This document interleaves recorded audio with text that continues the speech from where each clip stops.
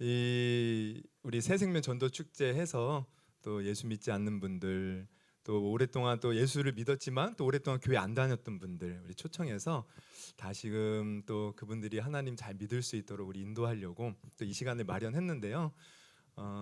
부담 갖지 마시고 편안하게, 또 쉬시는 마음으로, 또 편안하게, 또 이렇게 좀 안식을 취하는 마음으로 또 그런 시간들 되었으면 좋겠고요.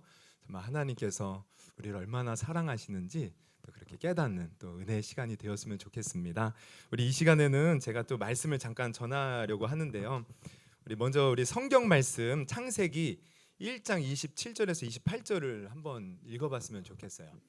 우리 같이 한번 읽고 말씀 듣도록 하겠습니다. 같이 한번 읽어보겠습니다. 시작. 하나님이 자기 형상 곧 하나님을 형상대로 사람을 창조하시되 남자와 여자를 창조하시고 하나님이 그들에게 복을 주시며 하나님이 그들에게 이르시되 생육하고 번성하여 땅에 충만하라. 땅을 정복하라. 바다의 물고기와 하늘의 새와 땅에 움직이는 모든 생물을 다스리라 하시니라. 아멘. 아멘. 우리 창세기 1장 27절에서 28절을 우리가 읽었는데요. 제목은 당신은 하나님의 소중한 사람입니다.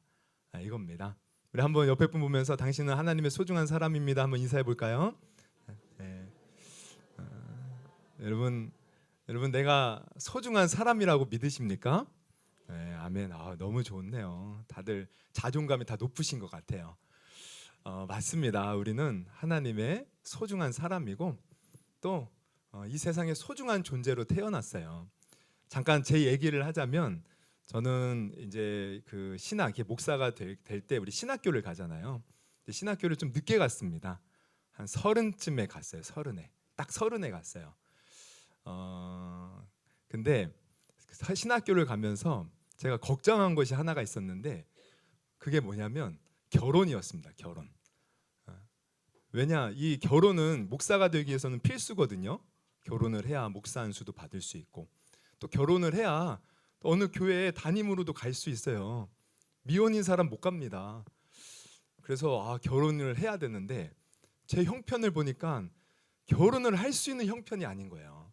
저희 아버님은 이미 하나님의 부르심을 받아 세상을 떠났고 또 저희 어머님 혼자 이렇게 이제 그 목욕탕에서 옛날에 찜질방이 막 유행할 때 있었죠. 그 찜질방에서 물건 파시면서 그냥 하루하루 힘겹게 살아가고 있어요. 우리 아버님이 돌아가실 때 유산이라도 좀 남겨줬으면 좋을 텐데 약간의 빚만 남겨두고 그렇게 떠나셔서 그래서 제 형편을 보면 내가 앞으로 결혼할 수 있을까 이게 제일 걱정인 거예요. 솔직히 죄송합니다. 얼굴은 자신이 있었어요. 어디를 가나 뭐 인상 좋다. 또 어딜 가면요 신하균을 닮았다, 엄태웅을 닮았다 이런 얘기는 많이 들어요. 그래서 예전에 제가 20대 때 정말 알바를 많이 했는데 한 번은 그 인천대 지금 너무 좋아하신다 최영숙 집사님. 네. 죄송합니다. 네. 그 제가 인천대 그 지금 송도에 있잖아요 인천대가. 근데 제물포에 있을 때가 있었어요. 거기 인천대에 우리은행 출장소가 있는데 제가 거기서 알바로 이제 청원경찰 일을 했거든요. 근데 거기는 이제 거의 고객 대상이 교직원들 그리고 대학생들, 대학원생들. 근데 늘 정말 과장 안 하고 하루에 하나씩 항상 음료수가 있었어요. 제 그 청원경찰 책상에. 그리고 막 대학생들이 막 저 좋다고 막 따라다니는 대학생도 있었고. 죄송합니다. 그래서 하여튼 얼굴은 자신이 있는데 그러면 또 연애와 또 결혼은 다르잖아요. 결혼하려면 돈이 있어야죠. 돈이. 뭐니 해도 머니가 있어야 돼요. 근데 저는 머니가 하나도 없는 거예요. 그래서 앞으로 내가 어떻게 결혼을 할까? 사실 신학교 갈 때도 이 신학교 등록금 어떻게 할까 걱정도 많이 했거든요. 그런데 감사하게도 하나님이 우리 지금 집사람 마음을 막 강하게 막 감동을 시켜서 저 같은 가난뱅이 신학생을 구제해 주었어요. 그때 우리 집사람이 그러더라고요. 자기 친척들 중에 자기한테 그랬대. 가난한 신학생한테 시집 가면 비닐하우스에서 살 수 있다고. 그래도 시집갈 거냐고. 그래도 저한테 시집 왔어요. 저를 살려주었어요. 그래서 저는 늘 감사한 마음을 갖고 있습니다. 어쨌든 이렇게 해서 제가 결혼을 했는데, 또 결혼을 하고 나니까 사람의 인생이 좀 그런 것 같아요. 뭐 하나 걱정거리가 해결되면 그것을 끝나면 되는데 또 다른 걱정거리가 찾아와요. 늘 그래요. 그래서 제가 또 뭘 걱정했냐면, 내가 과연 아기를 낳을 수 있을까? 이게 걱정이 되는 거예요. 괜히 뭔가 괜히 아기를 낳는 거 자신이 없어요. 그런데 또 시간이 지나서 결혼을 하고 1년이 지난 후에 이제 우리 집사람이 임신을 하더라고요. 그리고 제가 이제 결혼 3년 차 때 우리 첫째 아들을 이제 낳게 되었어요. 근데 처음 낳을 때 이제 어떤 일이 있었냐면, 이제 이렇게 집에서 저희 어머니랑 이렇게 저랑 이렇게 셋이서 쉬고 있는데 양수가 터진 겁니다. 그래서 택시를 타고, 그때 우리가 저기 온수동 아세요? 온수? 거기서 살았는데 부평에 이제 우리 그 이제 출산하기 위한 병원을 이렇게 예약을 해놨는데 이제 택시를 타고 갔어요, 병원에. 근데 거기는 분만만 하는 곳이에요. 근데 양수가 터졌는데 통증이 이렇게 심하게 오지 않는 거예요. 그래서 이제 촉진제를 맞고 계속 이제 통증이 오기를 기다리면서 계속 이렇게 기다렸는데, 결국에는 그러다가 양수 터지고 나서요 24시간 만에 우리 아기를 낳았어요. 24시간. 우리 사모 엄청 고생했죠. 그때 제가 이제 분만실에서 같이 이제 통증이 오기 시작했을 때 같이 이렇게 붙잡아 주면서 했는데, 제가 그때 이제 탯줄도 끊었고요. 그리고 의사가 하도 아기가 안 나오니까, 그때 웃겼던 게 뭐냐면, 아기를 이렇게 빼내야 되는데 안 나오니까 우리 그 뚫어뻥 있죠. 그걸로요 아기 머리를 이렇게 딱 대고 잡아당기더라고요. 그래서 아기가 태어났는데 여기가 불룩 튀어나온 거예요. 저 깜짝 놀랐어요. 그랬더니 아기들은 아직 이게 뼈가 굳어진 게 아니라서 다시 정상으로 온다고, 괜찮다고. 그러면서 이제 그 아기가 나왔는데 간호사들이 이렇게 이제 그 제가 탯줄을 끊고 그다음에 이렇게 뭐 이렇게 묻어 있잖아요. 그 물로 씻어주고 저한테 딱 안겨주더라고요. 근데 저는 그때 정말 지금까지 제가 어떤 경험해 보지 못한 그런 교묘한, 정말 너무 놀라운 그런 신비로운 감정을 느꼈어요. 정말 생명의 그 탄생의 신비로움, 경이로움, 거기에 압도되는 거야. 제 마음은 막 부풀어 오르고 막 감동으로 가득 차고 그리고 정말 너무나도 이 아기가 얼마나 소중한지 그냥 세상의 모든 것을 다 얻은 그런 기분이었어요. 아마 여러분들도 다 같은 경험을 했을 것이라 생각이 됐는데, 너무 귀한 거예요. 세상의 모든 것을 다 얻은 것이에요. 그런데 제가 그러면서 또 하나 뭘 생각했냐면, 나도 태어날 때 어쩌면 이렇게 부모님의 소중한 존재로 태어나지 않았을까? 부모님이 나를 낳고 얼마나 좋아하셨을까? 이런 마음이 들더라고요. 그러니까 그렇게 나를 소중하게 여기시니까 인생을 고생고생 하시면서도 사시면서 그렇게 길러주고 입혀주고 재워주고 지금까지 길러주셨겠죠. 아들 하면서 사랑해 주셨겠죠. 그러면서 나도 이렇게 소중한 존재였겠구나, 이걸 깨달았어요. 근데 여러분 맞습니다. 여러분 우리 모두는 그렇게 세상에 소중한 존재로 태어났습니다. 아멘. 정말 소중한 존재로 태어난 거예요. 우리가 아기를 낳을 때 그냥 아기 낳지 않잖아요. 이미 그 아기를 낳기 위해서 다 준비하고, 아기가 나왔을 때 얼마나 애지중지 키웁니까? 너무 소중해서 다칠까 봐 행여나 아프면은 막 가슴을 우리도 같이 아파하면서 그렇게 우리가 아기를 소중하게 여기잖아요. 근데 그게 바로 우리였다는 거예요. 우리가 그렇게 어렸을 때 소중하게 자랐다라는 거죠. 여러분 우리는 정말 소중한 존재로 이 세상에 태어났습니다. 우리 작년에, 지금은 모르겠는데 작년에 국민송으로 뜨거운 사랑을 받으면서 각종 차트에서 1위를 달성한 대중가요가 있어요. 얼마나 인기가 대단했는지 작년 12월에 차트를 보니까 멜론이라는 그 음악 그 차트가 그 사이트가 있거든요. 거기서 발라드 부분에서 1위를 했고, 뿐만 아니라 핫트랙 프로필 뮤직 인기곡에서 1위를 하고, BGM, V 컬러링, 통화 연결음, 벨소리 차트에서 1위를 싹쓸이 하기도 했고요. 또 노래방 인기 차트에서 1위를 했고, 그리고 네이트 컬러링 차트에서도 1위를 했다고 해요. 특별히 이 노래가 대단한 것은 11월에 그 우리 대학 수학 능력 시험 있잖아요. 그 수학 능력 시험 본 학생들이 이 곡을 들으면서 위로를 받았다는 거예요. 그리고 어린아이들이요 이 곡을 떼창으로 막 부르기도 했다는 거예요. 이 곡의 이름은 바로 나는 반딧불입니다. 나는 반딧불. 이 노래의 가사를 보면 이렇습니다. 한번 가사를 보면 이래요. 나는 내가 빛나는 별인 줄 알았어요. 한 번도 의심한 적 없었죠. 몰랐어요. 난 내가 벌레라는 것을. 그래도 괜찮아. 난 눈부시니까. 그러니까 반딧불이 고백하는 거예요. 그 반딧불은 개똥벌레. 그러면서 또 그렇게 말하죠. 하늘에서 떨어진 별인 줄 알았어요. 소원을 들어주는 작은 별. 몰랐어요. 난 내가 개똥벌레라는 것을. 그래도 괜찮아. 나는 빛날 테니까.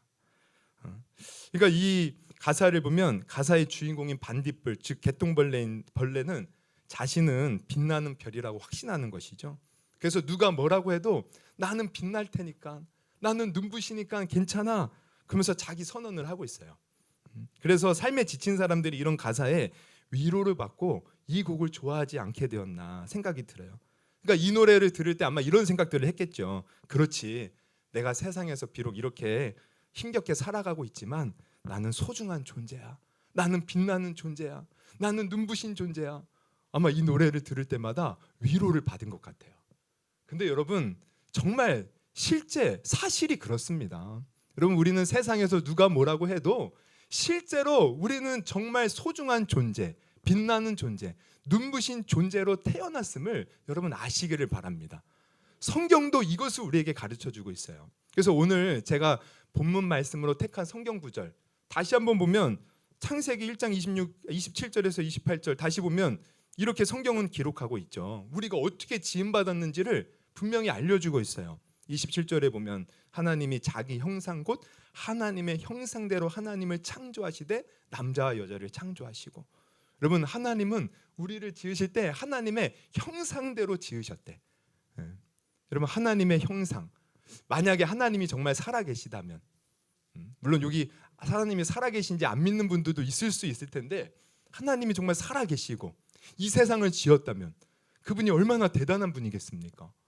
그리고 우리 하나님은요, 가만히 보면 예술가예요. 예술가. 여러분 봄의 꽃들을 보십시오. 얼마나 아름답습니까?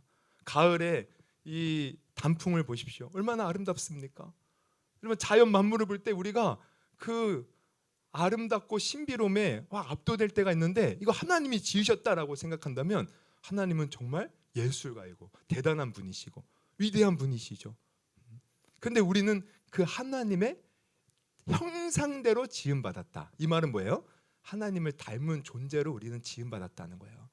그러면서 하나님은 우리를 이렇게 지으시고 28절에 보면 우리에게 복을 주시고 또 우리에게 이르시되 생육하고 번성하여 땅에 충만하라, 땅을 정복하라, 바다의 물고기와 하늘의 새와 땅에 움직이는 모든 생물을 다스리라 하셨다는 거예요. 이 세상을 정복하고 다스리면서 누리면서 살라고 우리를 만드셨다는 거예요. 우리 하나님의 형상을 닮은 아주 소중한 존재로 지음받았다고 성경은 분명히 말하고 있습니다. 그래서 하나님은 우리를 지으시고 다른 만물을 지으셨을 때 성경을 보면 좋았다라고 나와 있는데, 우리를 지으시고 나서는요 너무너무 심히 좋아하셨다라고 기록하고 있어요. 할렐루야. 우리는 이렇게 소중하게 지은 존재입니다. 여러분 다시 한번 여러분 깨닫기를 바랍니다. 우리는 소중한 존재다. 여러분 한번 옆 사람 보면서 한번 내가 선언을 하세요. 아 맞아, 나는 소중한 존재야. 한번 그렇게 얘기해 보세요. 나는 소중한 존재야. 그럼 우리 맞장구를 쳐드려야 되죠. 맞아, 당신은 소중한 존재야. 왜 말 안 하셔? 맞아, 당신은 소중한 존재. 한번 더. 맞습니다. 소중한 우리는 존재로 지음받았어요. 그 반딧불, 나는 반딧불 가사처럼 우리는 눈부신 존재, 빛나는 존재예요. 그런데 문제가 뭡니까? 우리가 그렇게 소중한 존재로 태어났는데 살다 보니 그 소중한 존재를 잊고 산다는 거죠. 왜? 그럴 수밖에 없어요, 환경이. 아니 우리 부모님도 그렇게 우리를 소중하게 막 이렇게 낳아서 소중하게 길러요. 어렸을 때는 애지중지 키웁니다. 근데 희한하게 학교에 들어가고 학년이 올라갈수록 아니 이런 소중한 존재를 단순히 막 공부로 판단할 때가 있어요. 공부를 잘하면 가치 있는 존재, 공부를 못하면 뭔가 실패한 존재, 무가치한 존재, 그렇게 느끼게끔 만들어요.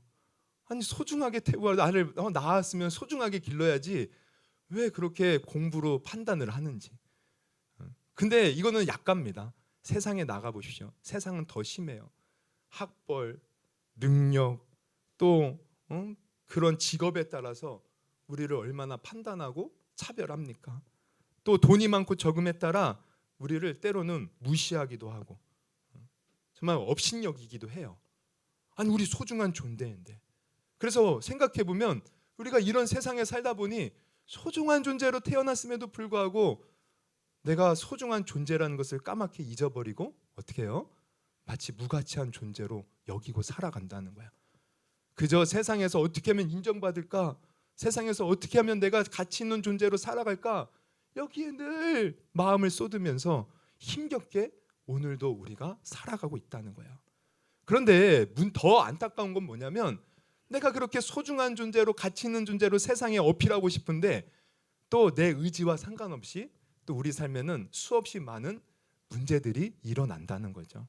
내가 원치 않는 질병을 겪을 때도 있고 또 실패, 이별, 갈등, 상처, 가난 또 수많은 문제들이 나를 덮쳐오는 거예요. 그래서 나는 잘해보고 싶고 잘 살아보고 싶은데 또 그런 문제 앞에서 속절없이 무너지는 내 마음, 그냥 아무런 힘 없이 그냥 당하는 우리의 삶, 그 속에서 절망하고 좌절하며 살아간다는 거죠. 그래서 우리는 의문이 드는 거예요. 아니 우리는 소중한 존재인데 별처럼 빛나는 존재이고 태양처럼 눈부신 존재인데 왜 나는 이렇게 살아야 되는가? 이런 의문이 드는 게 우리의 현실이라는 거죠. 그러면 왜 그럴까? 왜? 하나님도 우리 인간을 하나님의 형상대로 존귀하게 만드셨다고 했는데 그리고 세상을 정복하고 다스리고 누리라고 하셨는데 아니 하나님 거짓말장인가? 우리가 그렇게 생각할 수 있다는 거죠. 그러면 왜 우리가 하나님이 만든 그 모습대로 살지 못하고 세상에 이리 쳐이고 저리 치이면서 그렇게 세상에서 평가받고 평가절하 받으면서 무가치한 존재, 소중한 존재로 우리가 살아가지 못하고 있는가? 왜 우리는 소중한 존재에 태어났는데 왜 참된 행복을 누리지 못하고 참된 기쁨을 누리지 못하고 늘 뭔가에 대해서 쫓기면서 아등바등 살고 있는가? 여러분 여기에 대해서 우리가 세상 역사를 보면 많은 철학자들이 인생의 대답을 해요. 그리고 또 많은 지성의 대가들이 또 여기에 대해서 또 해답을 내놓기도 하고 또 많은 종교인들이 또 얘기를 하죠. 그런데 하나님의 말씀인 성경을 보면 우리가 왜 소중한 존재로 태어났음에도 불구하고 그 소중한 존재로 대우받지 못하고 사는가? 왜 인생의 수많은 문제를 당하며 살고 있는가? 여기에 대한 답을 알려주고 있어요.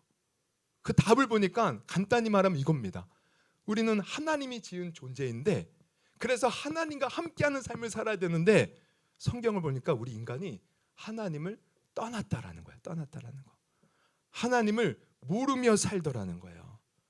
이 세상을 지으신 분이 하나님이시고 하나님을 닮은 존재로 우리가 지음받았는데 하나님을 떠나서 사니까 우리가 우리의 소중한 존재의 가치를 잊어버리고 세상에서 이리저리 치여서 산다는 것이죠. 어디 마음 들 곳 없이 방황하며 산다는 거예요. 마치 부모 잃은 아이가, 여러분 부모 잃은 아이의 심정 여러분 아십니까? 어떨 것 같습니까? 그 부모를 잃은 아이는요 그냥 행복하지 못하고 불행한 거예요. 그냥 부모가 없다는 것 그 자체로 얼마나 힘들겠습니까? 어떤 목사님이 이제 그런 말씀을 하시더라고요. 자기가 이제 젊어서 전도살 때 저기 광진구에 가면 어린이 대공원이 있죠. 거기 근처 이제 교회에서 이제 전도사로 일할 때가 있었대요. 근데 그때 자기가 이제 토요일 날 좀 시간이 남아서 그 어린이 대공원에서 봉사 활동을 했다는 거예요. 그 봉사 활동은 다른 것이 아니라 여러분 그 어린이 대공원은 입장료가 공짜거든요. 그래서 제가 이제 그 근처에 저도 살아본 적이 있는데 휴일이나 주말이 되면 아주 그냥 사람들이 몰려옵니다. 특히 아이 있는 그 부모님들이 아이 데리고 와요. 그래서 아이 있는 아이들도 많이 오고 사람도 많이 오니까 이제 부모를 순간 잃은 미아들이 발생하는 거예요. 그러면 이제 미아 센터가 있어요. 그럼 미아 센터에서 그들을 관리해주고 그 방송을 하면 이제 부모가 올 때까지 이렇게 맡아줘야 되는데 그거 봉사한 겁니다.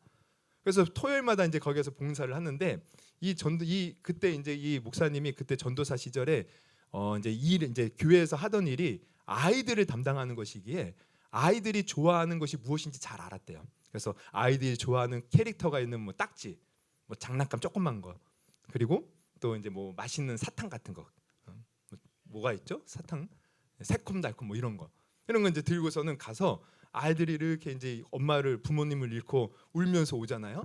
그럼 이걸 이제 준다는, 달래주기 위해서 준다는. 근데 신기한 건 뭐냐면 아무리 좋은 인기 있는 캐릭터 있는 딱지를 줘도, 아무리 맛있는 사탕을 줘도요, 아이들이요 울음을 그치지 않는다는 거예요. 엄마, 아빠 그러면서 울음을 절대 그치지 않는데요. 근데 그들이 언제 울음을 그치느냐? 부모님이 방송 소리를 듣고 찾아왔을 때, 부모님이 눈앞에 나타났을 때 그제야 울음을 그치고 엄마 아빠 하고 달려가서 안긴 다음에 그때부터 얼굴에 화색이 돌기 시작하더라는 거예요. 그때부터 그 캐릭터 딱지도 보고 그때부터 먹는 것도 먹더라는 거예요. 여러분, 우리도 마찬가지입니다. 여러분, 우리 인생이 왜 힘들고 왜 나의 존재 가치가 이토록 세상에서 무시받고 살까? 왜 나의 삶에 이런 어려움과 문제들이 있을까? 왜 내 안에는 기쁨이 없을까? 여러분, 성경은 알려주고 있어요. 우리가 하나님을 떠났기 때문에. 하나님이 우리의 진정한 부모님이시고 하나님 안에서, 하나님으로부터 우리가 나왔기에 하나님이 계셔야지만 우리가 살 수 있는데 하나님을 떠나니까, 여러분, 당연한 결과라는 거예요. 여러분, 성경을 보면 하나님은 우리의 부모님이래요. 우리가 이제 주로 하나님을 우리가 아버지라고 부르죠. 아버지. 근데 사실 하나님은요, 아버지는 이게 대표적인 그 명사입니다. 사실 하나님은 우리의 부모님이 되시는 거예요. 그래서 때로는 아버지처럼 강하게 우리를 붙들어 주셔. 그리고 때로는 엄마처럼 부드럽게 우리를 위로해 주시는 분이셔요. 그래서 성경을 보면 우리 하나님은 강하게 그들의 백성들을 이끌어 가신 것을 보게 돼요. 예레미야 32장 17절에서 보면 이런 말씀이 있습니다.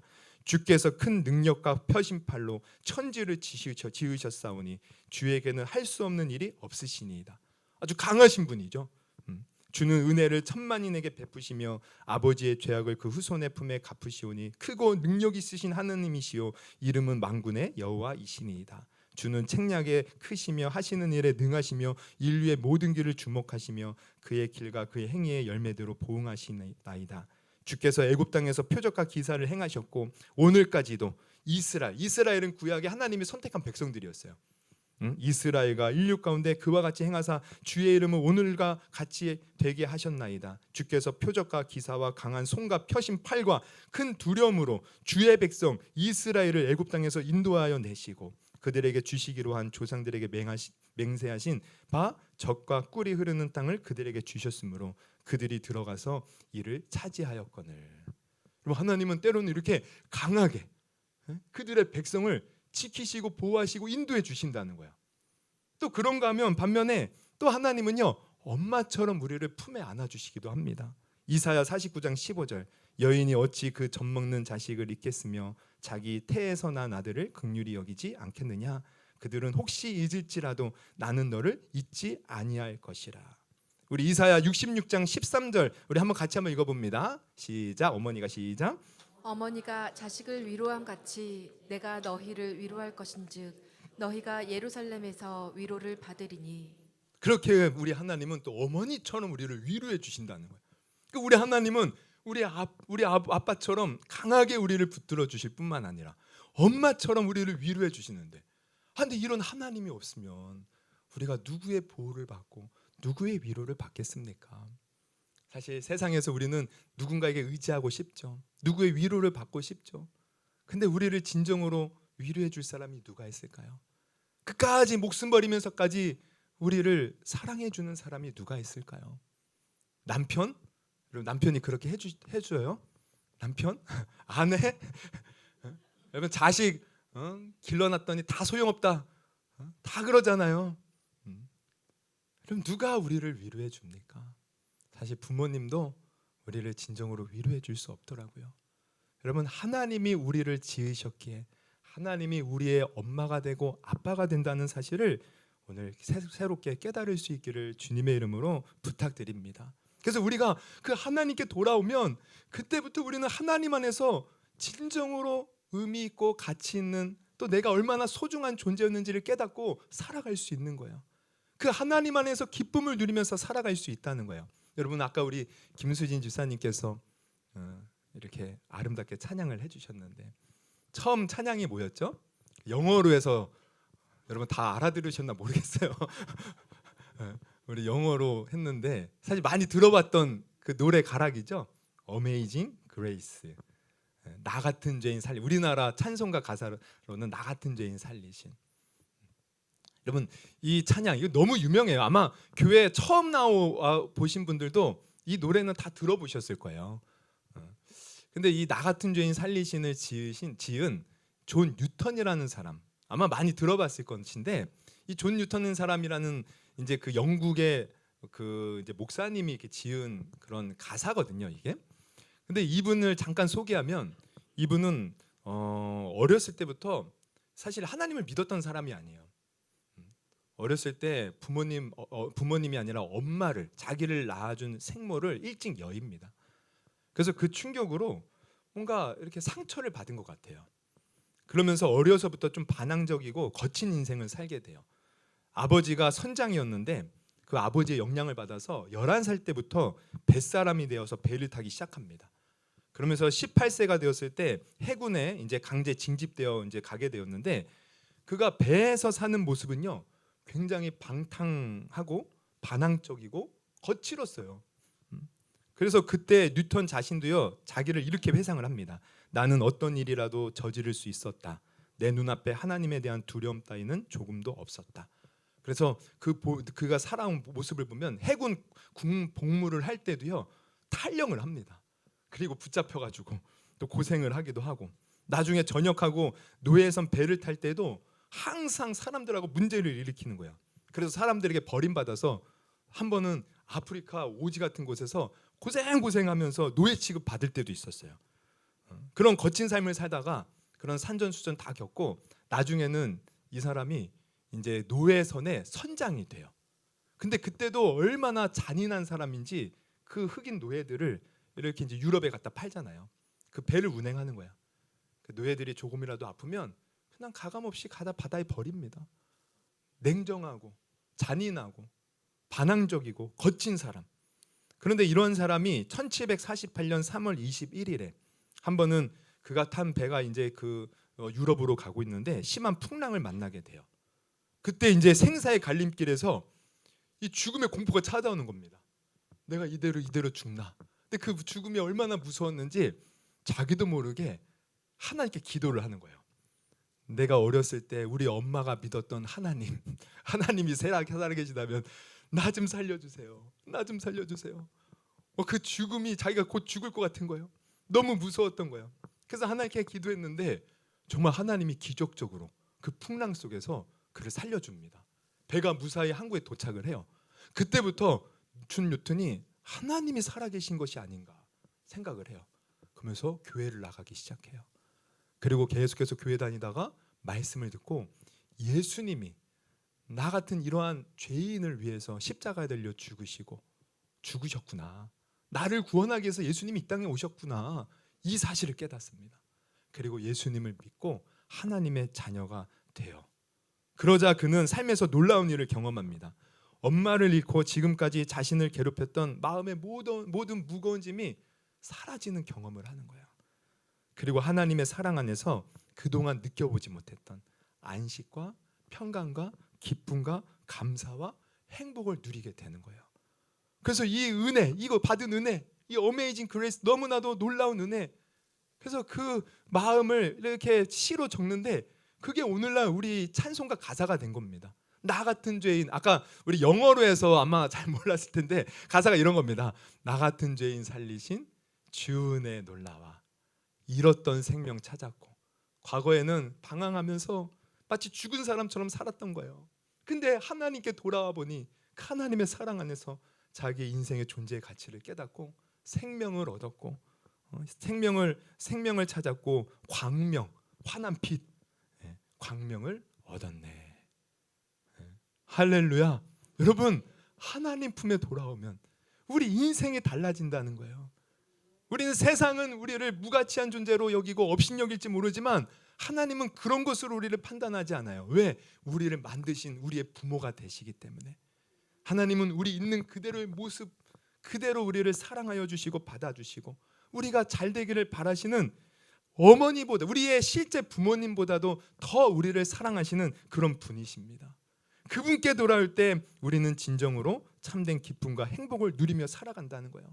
비록 우리가 원치 않는 어려움과 고통을 당할지라도 하나님과 함께 한다면 우리는 그 하나님 안에서 그 모든 일을 능히 극복하고 이겨낼 수 있다는 것입니다.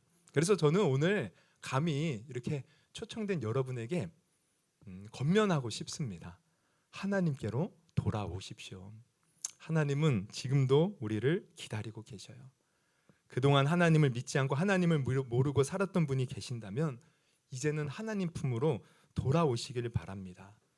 마치 자녀가 부모와 함께할 때 진정으로 행복할 수 있고 또 부모의 보호와 사랑 안에서 자신의 꿈을 마음껏 펼쳐갈 수 있듯이 우리도 하나님 안에 있어야 진정으로 행복할 수 있고 진정으로 우리의 삶을 영위해 나갈 수 있는 것입니다. 그런데 감사한 것은 또 뭐냐면 하나님은 우리를 지금 찾고 계시다는 거예요. 내가 과거에 어떤 삶을 살았는지 이거 상관치 않아요. 돌아오기만 하면 되는 거예요. 내가 하나님 과거에 무시하고 하나님 업신여기고 그렇게 해도 상관없어요. 사실 저 여기에 목사로 이렇게 서 있지만 저는 하나님의 사랑받기에 자격이 없는 자였습니다. 저는 하나님이 없다고 한동안 부인했던 자고 제 20대 때 보면은 하나님 믿는 사람들을 조롱했고요. 저는 이렇게 이제 전철 타고 제가 이렇게 서울 많이 갔다 할 때가 있는데 전철 타고 쭉 가다 보면 십자가가 그렇게 많이 보여요. 그럼 어떤 교회는 아주 크고 웅장해. 그럼 속으로 저는 그렇게 생각했어요. 얼마나 성도들의 돈을 뜯어냈으면 저런 큰 교회를 저런 폭탄 맞아서 저 다 없애버려야 돼. 저 그렇게까지 생각했던 사람이에요. 그리고 주위에 예수 믿는 사람 친구들 있으면 하나님이 어디 계셔? 살아있으면 증명해봐. 아유 미련한 놈들. 그러면서 제 주먹만 믿고 살았던 자. 저는 자격 없는 자였어요. 근데 나중에 제가 하나님 품으로 돌아와 보니 하나님은 저 같은 놈을 그토록 사랑하셨고 애타게 기다리고 계셨더라고요. 여러분 솔직히 세상은요 아까도 말씀드렸지만 우리의 겉모습을 보고 판단할 때가 많다는 거예요. 리들리 스콧 감독의 영화 글래디에이터를 보면요 사랑받지 못한 아들이 괴물로 변해 모두를 몰락시키는 이야기가 나옵니다. 그러니까 그때의 배경은 로마 제국이요 이제 아프리카 사막에서 잉글랜드 북쪽까지 광활한 영토를 지배했어요.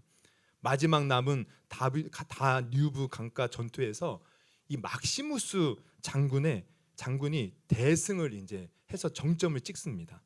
그런데 당시 황제는요 철인 황제로 알려진 마르쿠스 아우렐리우스인데 이렇게 뛰어난 막시무스 장군을 너무나도 좋아해서 이 마침내 이제 로마의 번영을 위해서 아들이 아닌 막시무스 장군에게 황제를 이렇게 물려주려고 결단을 한 거예요. 그래서 먼저 자신의 아들 코모두스를 불러서 자신의 의중을 말합니다. 근데 이 아들이 당연히 그 말을 기뻐하겠어요? 내가 황제가 되어야 되는데 아니 저 막시무스 장군을 황제를 시킨다니 말이 됩니까? 충격을 받는 거죠. 그러면서 아버지에게 이렇게 따져요. 당신은 절 아들로서 원하지 않는 겁니다. 전 아버지가 자랑스럽도록 아버지를 기쁘게 하기 위해서 노력했어요. 아버지가 따뜻한 말 한마디만 해주셨더라도 한 번이라도 저를 꼭 안아주셨더라도 저는 평생토록 기뻐했을 것입니다. 근데 무엇이 그토록 저를 이렇게 싫어하도록 만들었습니까? 막 절규하듯이 얘기해요. 그리고 끝내 이 코모두스가 아버지를 목졸라 죽입니다. 그리고 아버지가 세울렸던 그 막시무스 장군은 죽이려고 해요. 근데 막시무스 장군이 어떻게 해요? 도망가서 나중에 이제 복수를 하죠. 이게 영화의 내용인데 근데 이게 영화가 이제 영화니까 실제로 그랬는지는 모르지만 근데 실제로 그 영국의 역사가인 18세기 영국의 역사인 에드워드 기번이 그의 저서 로마 제국 흥망사에 그렇게 기록을 했어요. 이 마르쿠스 아울렐리스의 아들 이 코모두스가 황제를 물려받았을 때 이 황제가요 너무 방탕하고 너무 사치를 부리고 너무 막 살아서 그때부터 로마가 이 멸망의 길을 걷기 시작했다는 거예요. 여러분 세상은 이렇습니다. 사실 제가 왜 이 얘기를 했냐면 세상은 우리의 어떤 능력으로 우리의 어떤 모습으로 평가할 때가 있다는 거예요. 그러나 우리 하나님은 절대 그렇지 않습니다. 우리 하나님은 우리를 지으신 분이신데 우리가 어떤 모습으로 있든지 우리를 너무나도 사랑하신다는 거야.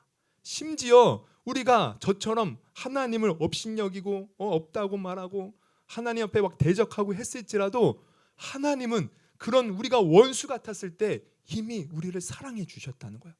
그래서 로마서 5장에 보면 그 하나님의 사랑의 이야기가 나옵니다. 이렇게 기록되어 있어요. 로마서 5장 6절. 우리가 아직 연약할 때에 기약대로 그리스도께서 경건하지 않은 자를 위하여 죽으셨도다. 로마서 5장 8절을 우리 한번 같이 한번 읽어보겠습니다. 8절은 없나요? 제가 8절 읽고 우리가 아직 죄인 되었을 때 그리스도께서 우리를 위하여 죽으심으로 하나님께서 우리에 대한 자기의 사랑을 확증하셨느니라. 우리 10절 한번 같이 한번 읽어보겠습니다. 10절 곧 시작. 곧 우리가 원수 되었을 때 그의 아들의 죽으심으로 말미암아 하나님과 화목하게 되었은즉 화목하게 된 자로서는 더욱 그의 살아나심으로 말미암아 구원을 받을 것이니. 이렇게 성경은 우리가 연약할 때, 이 연약할 때라는 말은 우리가 하나님을 떠나서 내 마음대로 살 때, 그리고 또 성경적인 용어를 빌리면 우리가 하나님을 떠나서 하는 것을 성경은요 죄인이라고 합니다. 죄인. 우리가 아직 죄인 되었을 때, 그렇게 우리가 하나님 앞에 부족한 모습으로 살아갈 때, 그럼에도 불구하고 하나님은 먼저 우리를 사랑하셔서 우리를 구원하시고 우리를 그분께로 불러주시기 위해서 아들 예수를 이 땅에 보내시고 우리가 지은 모든 죄를 그 아들이 십자가에 달려 죽게 함으로 대신 해결해 주셨다는 거예요. 하나님은 그토록 우리를 사랑해 주셨다는 거죠. 우리는 이 예수를 믿으면 누구든지 하나님께로 나가서 하나님 아버지라고 부르면서 하나님과 함께하는 삶을 살 수 있다는 것이에요. 할렐루야. 그래서 우리는 이 사랑에 힘입어 하나님께로 다시 돌아오고 싶다면 여러분 예수님을 나의 구주로 믿고 하나님께로 돌아오면 되는 것입니다. 그러면 하나님은 우리의 모든 죄를 용서하시고 그저 사랑으로 우리를 받아주셔요. 여러분 다시 한번 권면드리지만 하나님께로 돌아오십시오. 하나님께 돌아오는 길이 우리가 진정으로 행복한 삶을 사는 길이요, 내 존재의 가치 얼마나 소중한 존재였습니까? 다시 회복하는 길이에요. 하나님 안에서만이 우리가 참된 인생의 의미를 깨닫고 살아가는 것입니다. 그리고 더 중요한 것은 뭐냐면 성경은 우리가 한번 사람은 태어나면 죽는데요. 여러분 이거 부정할 사람이 어디 있습니까? 근데 우리 몸은 흙으로 지어졌기에 흙으로 돌아가지만 우리는 생각하는 영혼이 있다는 거야. 영혼은 하나님을 믿을 때 하나님과 함께 천국에서 영원히 살 수 있다는 거죠. 이게 영생이에요. 영생을 얻을 수 있다는 거예요. 그 하나님의 나라를 유업으로 상속자로 우리가 상속으로 우리가 받는 상속자가 우리가 될 수 있다는 거예요. 이 은혜와 축복, 이 하나님의 사랑, 여러분 오늘 우리가 누릴 수 있기를 주님의 이름으로 축원합니다. 그래서 정말 하나님을 내가 돌아와야겠다 생각하시는 분들 우리 다음 주에도 봤으면 좋겠어요. 우리 계속해서 저와 함께 우리 성도들과 함께 이 하나님의 사랑 깨닫고 또 말씀도 배우면서 아 하나님이 어떤 분이구나 그거 알았으면 좋겠습니다. 할렐루야. 우리 다음 주에도 다 봤으면 좋겠어요. 네. 하품하지 마시고 우리 다음 주에 그리고 우리 이 시간에는 한번 제가 하는 기도를 따라하면서 우리 좀 마무리했으면 좋겠습니다. 우리 한번 두 눈을 감으시고 우리 하나님께로 내가 돌아오겠습니다라는 결단의 마음으로 한번 이런 기도를 했으면 좋겠어요. 한번 따라해 보세요. 우리 두 눈을 감으시고 한번 기도합니다. 하나님께서 저를 이토록 사랑하시는 줄 오늘 말씀을 들으면서 알게 되었습니다. 저는 하나님을 떠나 마음대로 살았던 죄인입니다. 그러나 예수님께서 십자가에서 피 흘려 죽으심으로 저의 모든 죄를 용서해 주신 줄 믿습니다.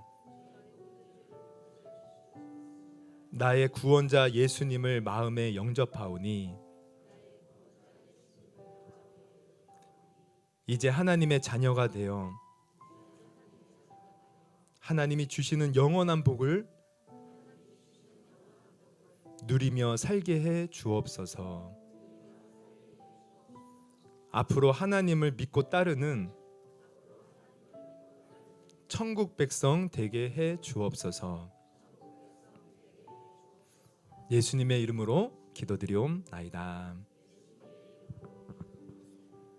아멘, 아멘, 할렐루야. 여러분 지금 여러분이 만약에 진실하게 이 기도를 따라했다면 우리 주님은 우리를 지금 받아주셨고요.